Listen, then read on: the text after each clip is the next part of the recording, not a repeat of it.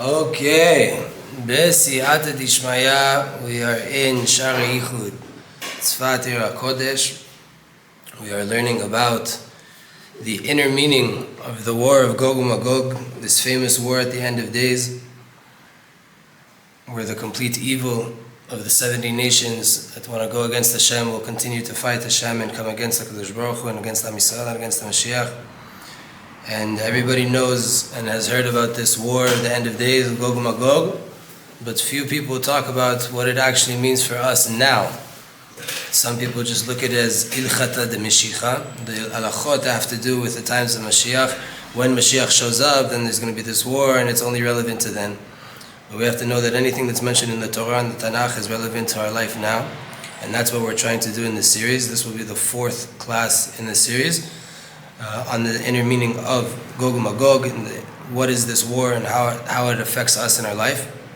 And we've learned so far that essentially Gog and Magog is a rebellion, is a war and a rebellion against Hashem and the kingship of Hashem. And today we're going to go deeper and understand what is the klipa of democracy. What is democracy? What is it at its core, and how does it play out in our lives now, and specifically in connection to this war of Gog and Magog. Now let's look at the reality of the creation, says Rav Kluger, and we'll see what's going on in the world in the past few generations. And we'll see how there's a constant war against the kingship of Hashem. Kipshuto mamish. Simply put, there's a war against Hashem in the world. And it's getting intensified and amplified from year to year, from day to day, as the time of Geulah, the time of redemption, approaches. We've explained already that Gog and Magog is essentially a rebellion against Hashem. And we're not talking about heresy against Hashem, going against Hashem from a desire to serve another God or some other power. Rather from a place of wanting to uproot any kind of ol, any kind of yoke, any kind of hierarchy, or giving into some upper power, some power above. The Shemi Shmuel writes in Parashat Ba'alotcha, Ina klipa shel Gog uMagog hi prikat ol. The klipa of Gog and Magog, the mission, the goal, the husk of Gog and Magog, is to take off the yoke, so to say, the work that we have to do.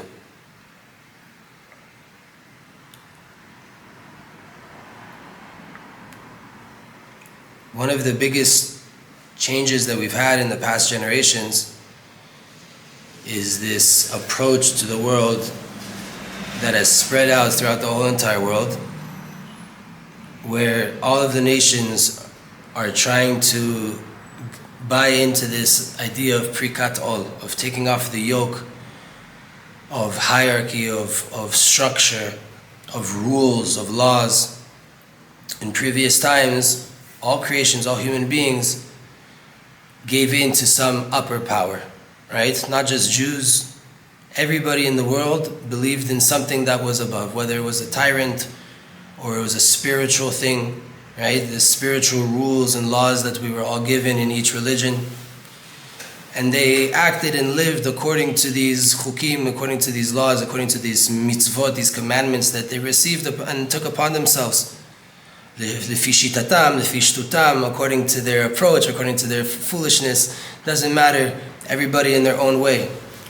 Or that they were underneath some kind of ruler, some kind of king, some kind of emperor. And that emperor, that king, that dictator, that ruler had certain laws and certain expectations for the citizens of his kingdom, of his empire.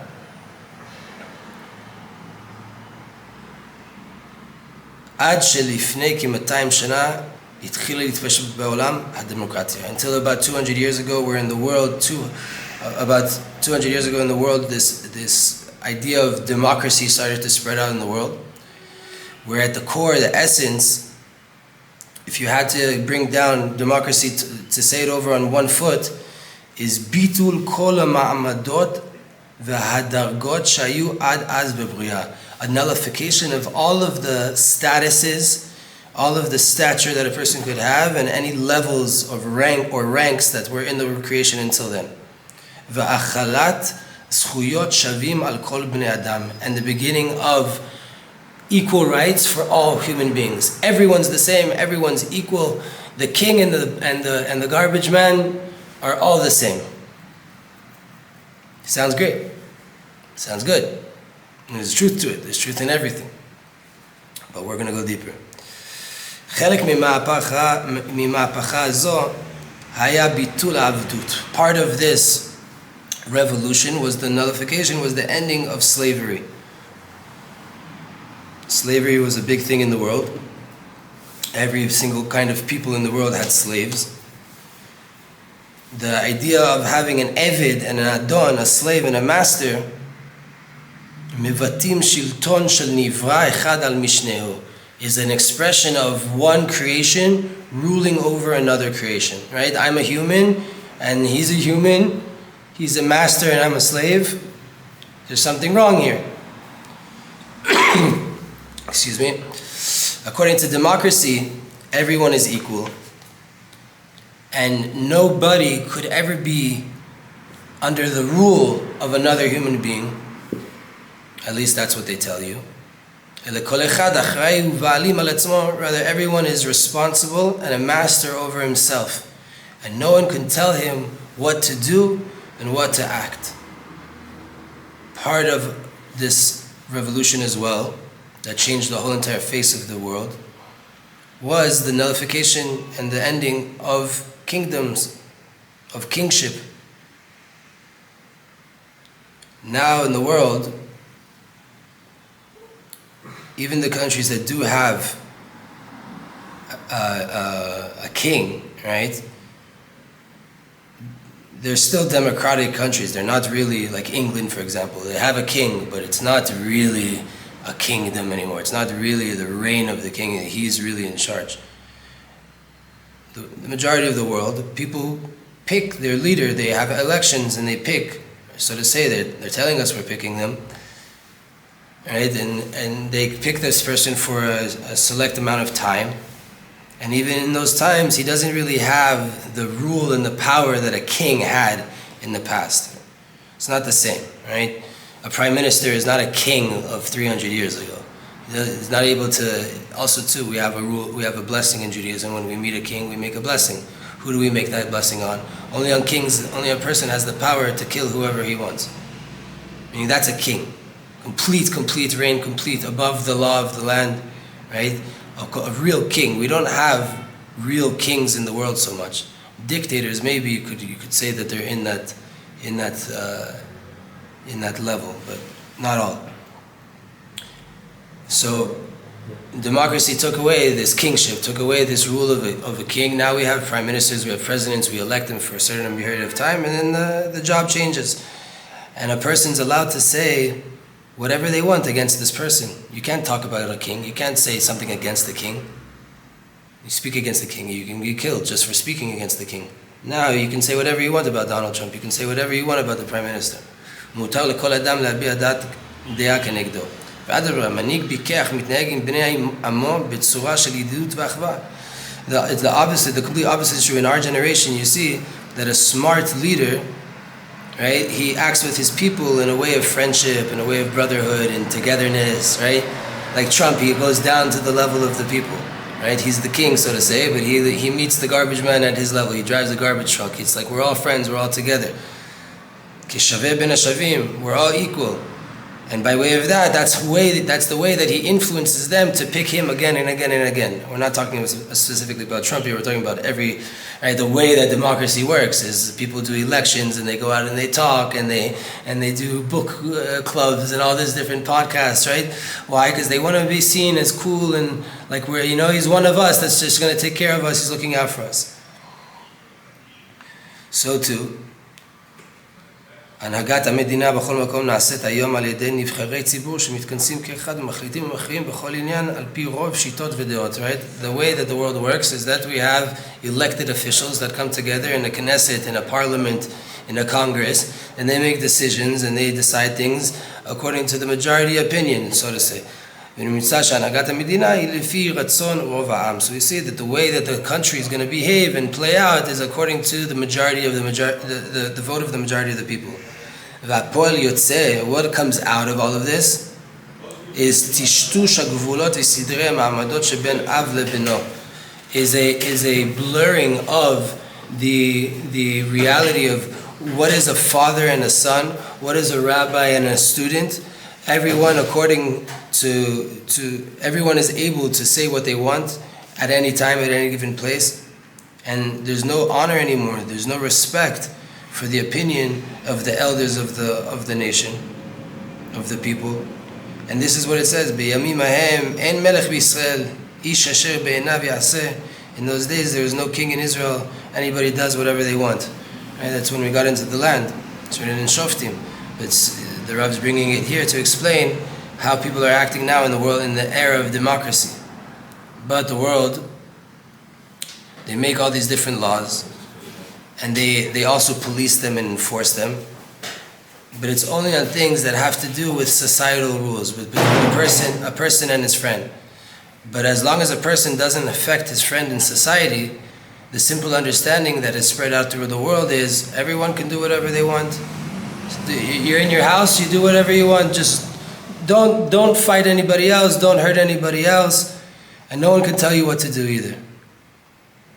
Whoever does things that are not ethical, that are not human-like, that things that back in the day, even the world, the people of the world, would protest a thing like that. They wouldn't allow that thing to be done in public.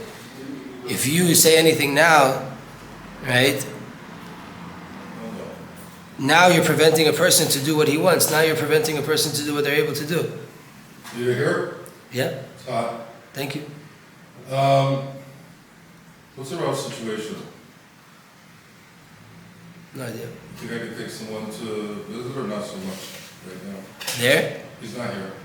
He's not home. I don't know. Just the call would be the best way? Yeah. I would say probably in like an hour or so, maybe. What? Probably like better in an hour or so. Better in an hour or so? Yeah. Okay. Thank you so much. There's a hot soup if you want.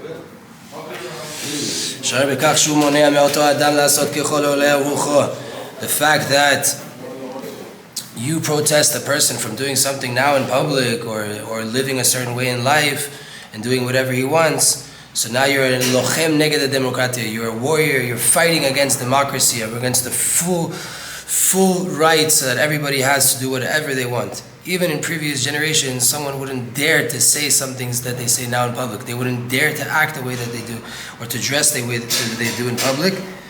If you say anything about it nowadays, you're fighting democracy. You're fighting the free rights of everybody. If there's things once upon a time back in the day that even the nations of the world understood that you're not meant to do them, and they would even get punished for doing them, today everything has flipped. And the main thing is democracy.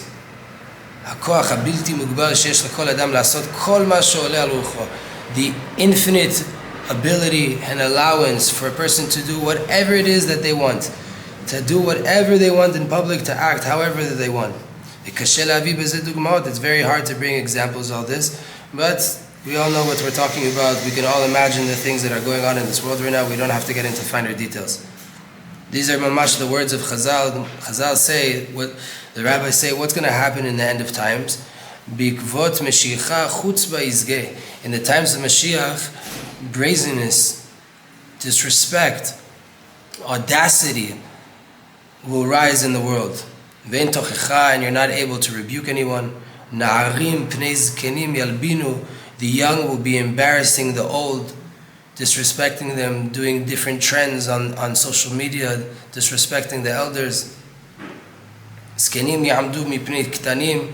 Old people will have to stand up for young people.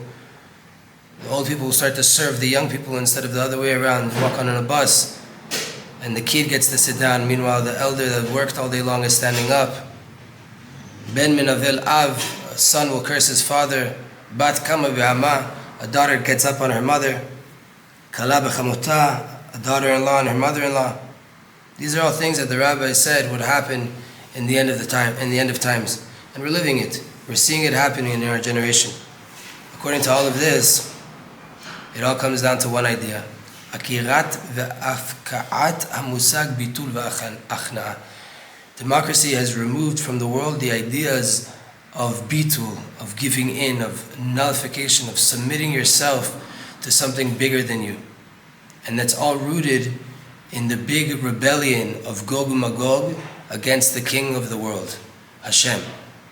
And its fruit are being expressed now throughout all of the world by way of specifically this energy of democracy and free rights and progressive world and progressive ideas where a person can do whatever they want as long as they're not hurting another person. Even if that another person really is a person, it just hasn't come into the world yet. ונחתום דברים אלו לעת עתה עם דברים ברורים שכתב בספר שם ישמעאל. שם ישמעאל writes, שבת חול המועד, סוכות, he writes, הנה במלחמת גוג ומגוג כבר הגדרנו שהיא מלחמה עם הקליפה המושכת לפריקת עול. We've already explained that this war of Gog and Magog is from the klipa, from the husk, the negative energy that pulls a person to take off all obligations and all yoke and hierarchies and rules and laws. ונסתיינו בדברים מש"ס שמעו ז"ל על מלחמה זו, אם יאמר לך אדם כלום יש עבד שמורד ברבו. Rabbi said about Gog and Magog, like we talked about before in last class, if a person says, could you imagine a slave going against his master? Meaning, can you imagine a human being going against Hashem? And even though all of the wicked people rebel and they're mordeh or, they go against light, they go and they do whatever they want in the world, they go live according to their lusts, but this war, איננה לתועלת להם, it's not for their benefit. וכל תשוקתם היא רק למרוד ולפרוק עול. Their whole entire goal, their whole entire desire in this war is to rebel against Hashem and to remove the yoke of the kingship of Hashem. They just want to pull off all of the chains, all of the bounds, all of the laws of what Hashem is trying to do with the world, to act and be kind to another person, to have a rectified society, to take care of the orphans, the converts, and of the widows, to take care of people in society that need help. They're fighting for a world of survival of the fittest. Let's go fight. If I want your wife, I take you out and I take her. I want your land, I kill you, I take your land. I do whatever I want. I do whatever I want in society. I can act this way, I can do that, I can disrespect people, whatever I want. I'm the strong person, fight me. All of this is coming from this idea of taking off all of the morality that Hashem wants to bring into the society, Hashem to rule over every facet of the world. And this is this idea of rebellion that's come up in the whole entire world. Right? From a daughter-in-law coming against her mother-in-law to all the protests and all the balagan, all the mess we see in the world. We see a lot of, so to say, servants going against their masters in this generation. And this is a good sign. This is a sign of the Geula coming. Chazal said 1800 years ago, 1900 years ago, when you see a lot of disrespect and a lot of bad traits in the world and a lack of hierarchy, a lack of respect, it's a sign that Mashiach is coming.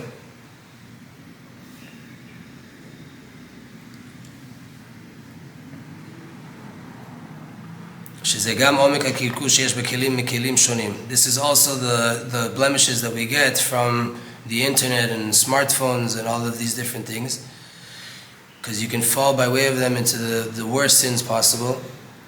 But on top of that, there's another klipa that's attached to the internet that really affects the soul of a person, and that's without him doing any actual sin or something that's really actually against the Torah. The main thing here is by way of these phones, by way of internet, by way of computers, all of the idea of hierarchy and of relativity and value has been taken out of the world. Until the internet came into the world, everybody knew his own place, everybody knew his situation, his place in the world. He wasn't able to say whatever he wanted, to give an opinion about things that he didn't know about, he didn't learn about, he wasn't busy with, he didn't know anything about. He had no influence on the greater world. Only on the people around him and his friends and the people he could talk to, right? The people that were around him. He had the place that he lived, where he lived in a house and in a community, and where he lived his life. He had his own personal status that he acquired by way of hard work and by way of putting in effort to become someone and to build something.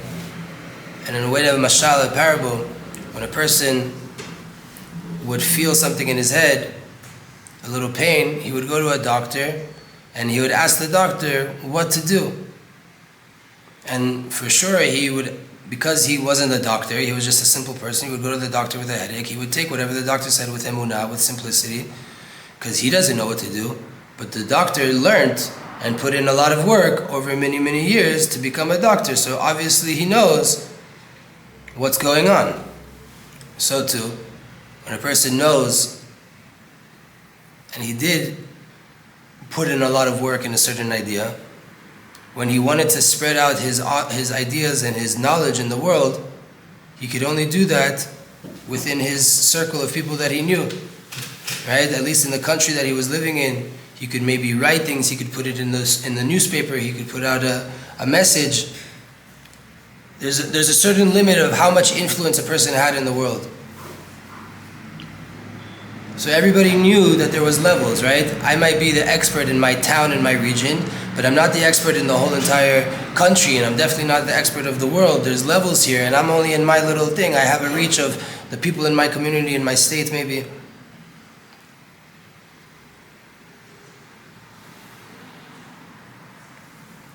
And now, by way of democracy, what's happened is, now people can have differences of opinions. Now we've removed the hierarchy of expertise in the world. Now that we have these phones and the internet, everyone is able to know what's going on anywhere in the world at any given moment. And he's able to also express his opinion about any topic and any idea in the world, and to receive a people that are going to see it, and right, these platforms will even push out your message even more to people that have no idea who you are.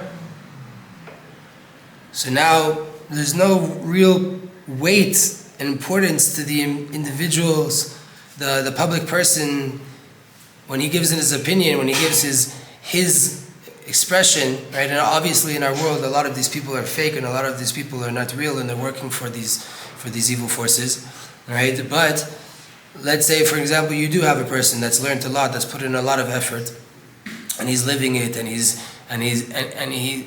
lives this topic, and when he comes to open his mouth, now all of a sudden every single person in the world is able to have an opinion, to say whatever they want, and to say he's right, he's wrong, all these different things that could be said. Whoever has a phone can just say their opinion, they can comment something, they can repost, they can reshare it, and all of a sudden they're a world expert. And everybody in the world could get exposed to this opinion. So when a person also, when they have a headache,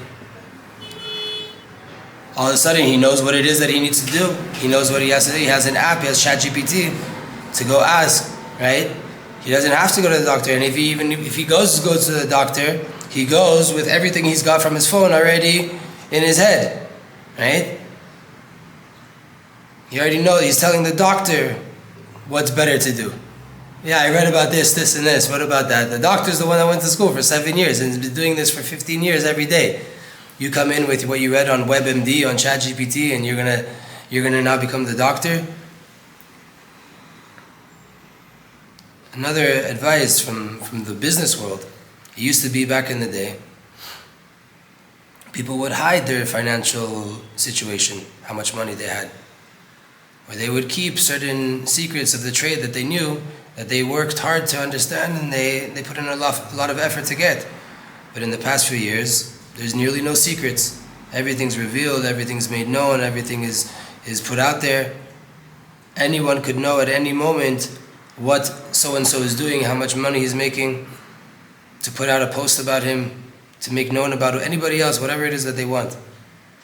At the depth, what's going on here? It's again this idea of removing bitul, removing achna'ah, removing giving in to people, giving in to other people. Right? People think that they can do whatever they want. They don't understand that simple actions could destroy worlds. People think that they know everything, they could be successful in everything. So from that, they come to a place of rebelling against Hashem. It's like what it says about Dora Palaga, the generation that built the Tower of Babel. They rebelled against Hashem, they wanted to fight against Hashem. V'yomar Hashem, en am echad, v'safa achad, lekulam, v'zeh chilam la'asot, ve'ata lo yivatzer mehem kol asher yizmu la'asot. They want to speak one language, they all know the same thing, they want to come together, they're going to come and build together to come against Hashem. And there's a very big connection between that generation of the Tower of Babel that were split into 70 tongues, 70 languages, right? And Gog and Magog, which is the 70 nations.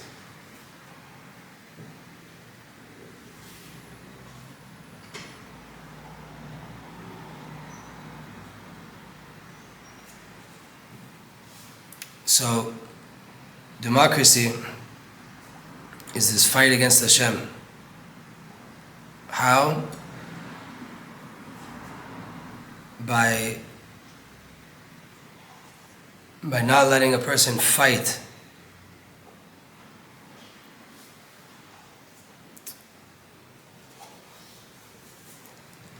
According to what we've explained so far, we see that Gog and Magog is this war against Hashem and against the Mashiach, right? Against the people of Israel. And it's not in this way of milchama, of the classic conventional way of war, where one side stands in front of the other side and they go to battle together. The klipa of democracy causes that in the depth of everyone, in the way of the world, the language that's being spoken, the energy that's being put there, it brings a person to such heresy, so to say, he doesn't even want to fight. Doesn't even want to fight. Meaning, back in the day, Reshaim, wicked people, had to really have heresy against Hashem, because everybody agreed in the world that there was Hashem. So you had to be that one that was the rebellion. No, there's no Hashem. We don't believe, become an atheist or whatever it is, or believe in some other power. But you had to really go against Hashem, because everybody believed, everyone gave in to a higher being, a higher power. So the whole entire world had this spirit of bitul, right? Because the whole entire world believed in a higher power, whether it was a king, a tyrant, a dictator, or a god, or a spiritual being, or a prophet, whatever it was. Whether it was real or fake, the whole entire world gave in to something. Whoever didn't believe in Hashem, chas v'shalom, so then he had a place of bitul to other things, to other forces. But since the klipa of democracy came into the world, we don't even talk, is there a creator or not, God forbid. The nations of the world could even write, berosh kol chutzot v'al shtarot kesef shem, they can write on their money that they believe in Hashem.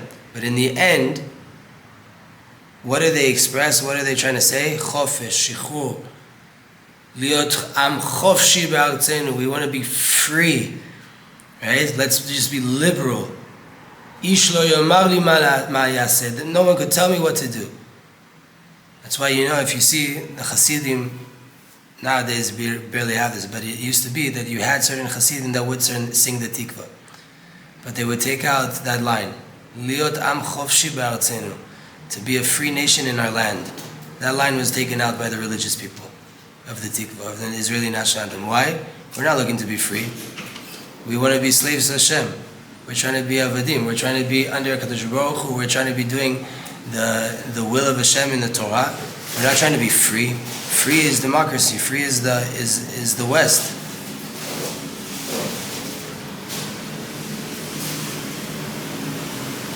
This kind of kfira, this kind of heresy is the point of the battle. It is the point of the war against Hashem and against His Mashiach.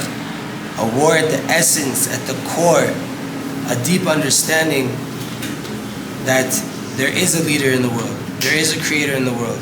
You have to give in to him. You have to serve him. You have to do what he told you. One way or the other. The clip of democracy says, we're not even fighting the creator. What does it matter if there's a creator to the world or not? Anyone can do whatever they want. And at the depth, that's the biggest kfira possible. Right? It's much easier to get a person who believes in a different God to come to the truth than it is to get to a person who believes in no God, who could care less if there is a God or not. I'm just going to do whatever I want. I'm a human being. I'm alone in this world. I do whatever I want. That's much more dangerous than any person that does avodah zarah. A person that does avodah zarah already has the much needed tool in spirituality of bitul, of giving into something that's above me. Knowing that I don't know it all. There's things that are above my comprehension, things that are above my ability to understand, ability to know, ability to speak about, to have opinions about. Nowadays, everybody could say whatever they want, everybody has an opinion, anybody can put out any post, say whatever it is that they feel like, and that's all coming from democracy. Because democracy at its core is removing hierarchy, removing kingship, removing slavery. Some of these things could be good, right? Definitely, getting rid of slavery is a good thing. But forgetting that people have statuses in the world, that there is a hierarchy, that there are experts in the world, and then there are simpletons that don't have the knowledge, that not everybody is able to say whatever they want. You don't all have equal opinions. Your voice is not as important as Instagram has made it out to be. There's more to it. People had to work back in the day to be able to say something, to open their mouth, to have an opinion. And I know this is not the way that the world is, right? I grew up in a house where you don't, as a kid, there's guests at the table, adults, you don't speak unless you're spoken to. You don't just open your mouth and have your opinion. Who are you to have an opinion? You don't even understand nothing at 8 years old, 9 years old, 10 years old, to be having a conversation with 30, 40, 50-year-olds. So too, in our generation we see that rudeness, brazenness, audacity, chutzpah, all of these things are increasing. Why is it increasing? Because we're coming closer to Mashiach. We're coming closer to this fight of Gog and Magog, and at the core, Gog and Magog is a rebellion against any rule, any form of rule in the world. Any type of bitul or achna'at, anything above, any higher power. And one of the strongest ways that message is being brought into the world, this fight against Hashem, is by way of democracy.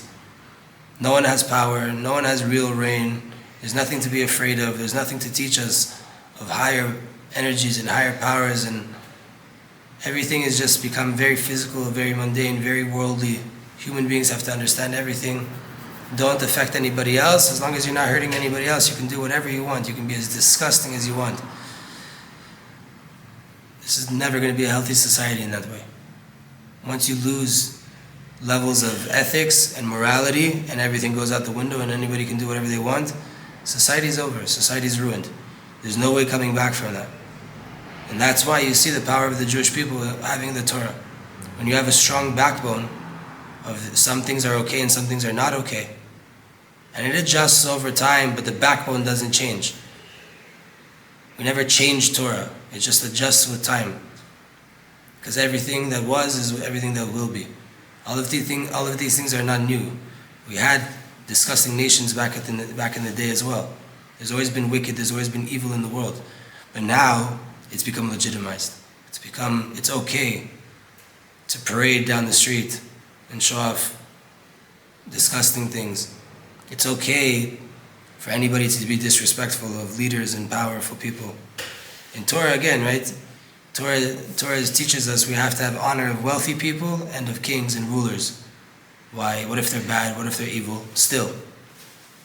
Hashem gave a person a lot of money in this world, or gave them a lot of power in this world. There's something there, there's something behind it.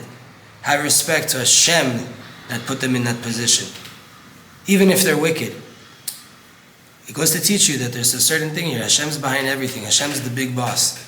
We have to use this world to learn how to get deeper understandings of our relationship with Hashem. And once we start to throw out all of the rules, and we go across the world and remove all of morality, and people can do whatever they want, then things start to get blurry and we're not able to understand the proper way forward in connecting to HaKadosh Baruch Hu. So B'ezrat Hashem, these are good signs that Geula is coming, Mashiach is coming, and this war is real. It's happening already. We just got deeper proof of how we're in the middle of it. And B'ezrat Hashem, we're going to keep on going, and we're going to keep on fighting. We're not going to let anything stop us, because we know we have to serve Hashem in every way. And just a small reminder, the Balatanya, there's a machloket in the time of the Balatanya of whether the Jews should side with Napoleon or stay with the Russian Tsar. Napoleon wasn't going to come and kill the Jews, and they could do whatever they want. They can practice whatever they want, have modern society, integrate into society, assimilate, become French, right? Become libertarian, go to college, go to university. But you can be a Jew. We're not killing you for being a Jew. You can live as your Jewish life. Freedom of religion. And the Balatanya didn't want that. He sided for the Jews to stay in Russia under oppression, where they had to fight to be a Jew, where they had to fight for their lives sometimes. Why? Because the second you release all the rules and you free society, do whatever you want, we're all equal, we're all free, do whatever you want, be whoever you want, live however you want. It's very hard for the Jew to stand that test and to really stay close to HaKadosh Baruch Hu. So the Balatanya saw it was proper to not go on the Napoleon route and into democracy and libertarianism, to stay with some kind of opposition that would keep us in check and keep us Jewish, even if it was at the cost of lives, because it is either way. And what's more precious, a physical life or a spiritual life? Losing a soul is a very hard thing.